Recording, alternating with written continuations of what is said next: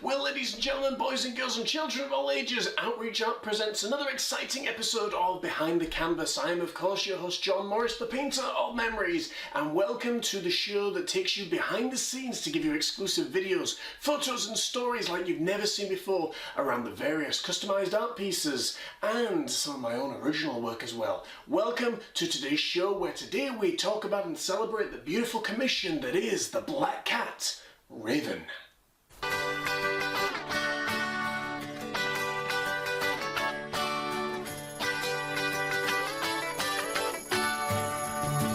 Well, it's alright, even if you're old and gray. Well, it's alright, you still got something to say.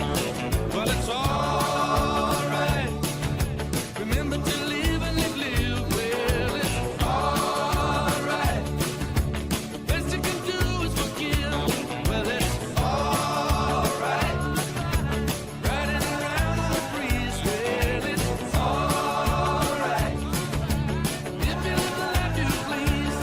Well, it's alright, even if the sun don't shine. Well, it's alright, we're going to the end of the line.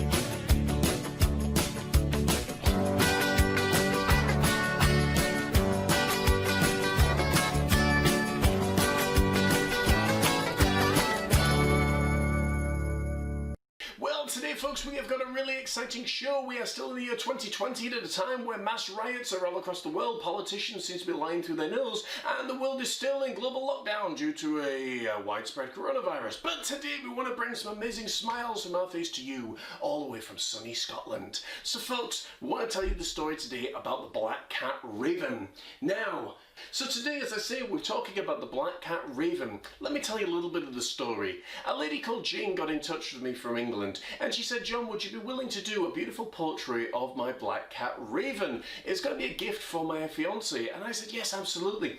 So she sends me the photos through. Now, artists, I want you to get out your pen and paper, because I'm going to teach you some lessons, particularly how to conduct your business, how to run things, and maybe how not to run things as well. So she sends me the photos through, and I'm thinking, wow, okay, this is really, really exciting. Now, artists, you need to make sure that your client is aware of how it's going to be laid out, because stuff that you think that you maybe have covered, maybe you haven't covered. For example, when we use the term portrait, we mean this stance. Now, landscape is where it's out the way, portrait is where it's up and down. But my client had gotten a little bit confused and thought that the painting was going to be in landscape.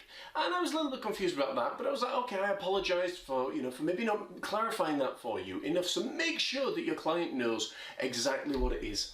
Also, make sure that your client is aware on the process of highlight, because what appears to be grey markings to certain people is actually highlight. Now, obviously, folks, if you don't add highlight into your painting, in particular with a Black Cat painting, it is going to be a black void with eyeballs. And that is kind of what we had for a little while. But Jane and I, we managed to work everything through. We both worked in customer service for a long time. And that is what I want to teach you right here, right now. Don't freak out, don't panic, but try to talk to your client. Communicate with them, because you'll be amazed how many issues can be solved by communication.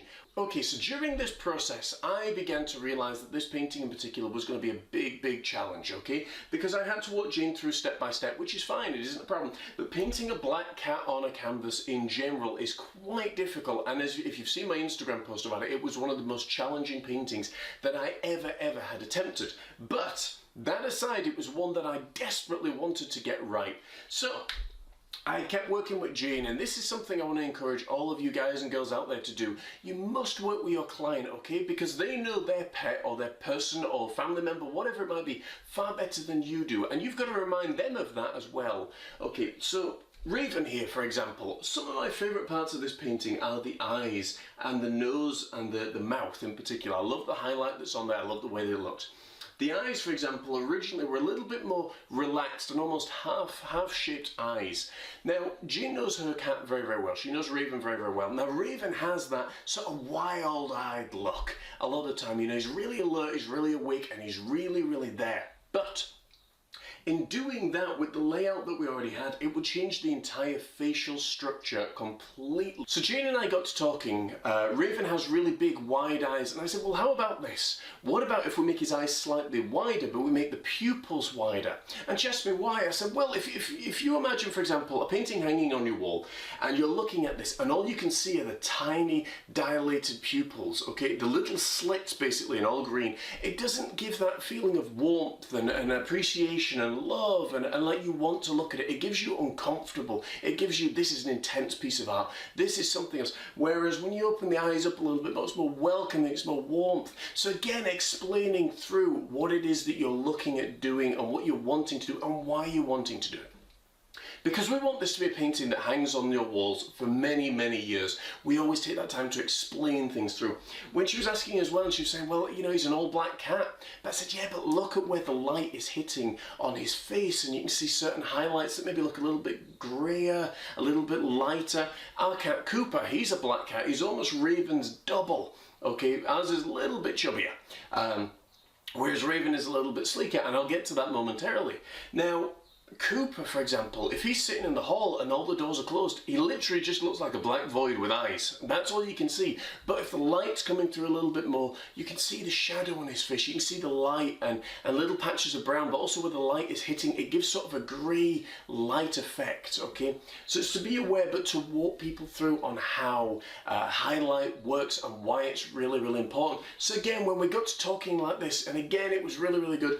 One of the hilarious moments that we did have was the whiskers. I painted the whiskers in again originally with the highlight on top of the whiskers, which looks almost white. So you have white on one side of the brush, black on the other. And Jean said to me, but his whiskers are black. So we got to a stage where I painted the whiskers out and I painted them back in black. And I said, can you see the whiskers now? And she's like, no. I said, that's because when we paint them, we have to have highlight on the top. Because if we don't have highlight on the top, then, you know, the issue you're going to have is you're just not going to see them. When we painted the long, thin whiskers in using the long head liner brush, all of a sudden things really started to work. The other thing that Jane and I really, really had to work well at getting, because the photo, as you've seen earlier on, shows him really, really close up, and that was the original idea, that he would be really close up, he would fill the canvas a lot more and a lot less background, as per the kind of style that I like going for. But when Jane looked at it, she's like, well, he's a little bit sleeker, has that? But I know, but from the photo that I'm going for, she's like, but I want you to capture it directly and as awesome as you can. So I'm going into no man's land here now, basically. And I'm trusting Jane and what she's saying. And I was like, do I need to take a little bit more off this side, a little bit more off this side, and think about the body structure and things? And that's what we did. We literally communicated backwards and forwards for about 2 or 3 weeks. And it was, all right, how much more do I need to take off? How much more? And again, when she was saying, well, can you take off a tiny bit more? I was like, yeah, but I can, but then I've got to think about the shape of the face and how it all forms together and everything. So really, really work with your client.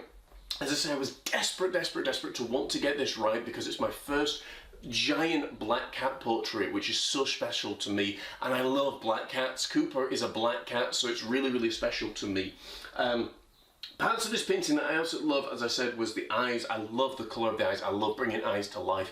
The deep green, that was another funny part of the story as well, when Jean is saying to me, but his eyes aren't so much yellow, they're more bright green and then dark green. And I'm thinking, right, Cooper's is exactly the same, depending on the light, depends on how much greenage there is. So we went for sort of a medium light green here, with wide open pupils that would look really warm and welcoming and so much fun. Other parts that I said that I love was the nose and the mouth and the whiskers in particular, but the part for me that really, really did it, and I'll just tell you this part before I give you some examples and before I show you how we brought this thing to life, is the background. Originally I tried the white background, a black and white, you think, yeah, that's going to work really well, but it just didn't do it. It didn't make it pop off the canvas for me. And I thought, gosh, I need to do something really, really different here. So I tried a green background. Now originally that worked and it worked well, but as I started filling out the canvas a lot more, it didn't feel right. So I managed to clean it all off and almost go back to factory settings with this painting. And then eventually I was Googling and I'm trying, you know, black cat backgrounds, and I saw 3 different images that I was like, oh, I could really use that. I could use that and I could make that into something really, really exciting. And that's what I did. I grabbed hold of, I believe it was a filbert brush, medium-sized filbert brush. I loaded yellow ochre, red and black, and I think lemon yellow onto the brush, and then just marbled it on and daubed and dabbed, and then this, that and the other. We formed it up, we worked together, and eventually we ended up with something absolutely incredible. Najin could have walked away at any point she wanted to, because I'm sure it got really frustrating. Sometimes when you are creating a work of art and a masterpiece, it really can get frustrating, not just for the client, but also for the artist as well. Because you're trying to read your client's mind, you're trying to work with a cat that you've never seen before, but you're also trying to develop and use all your artistic techniques and knowledge to still hold on to those artistic I suppose techniques more than anything else.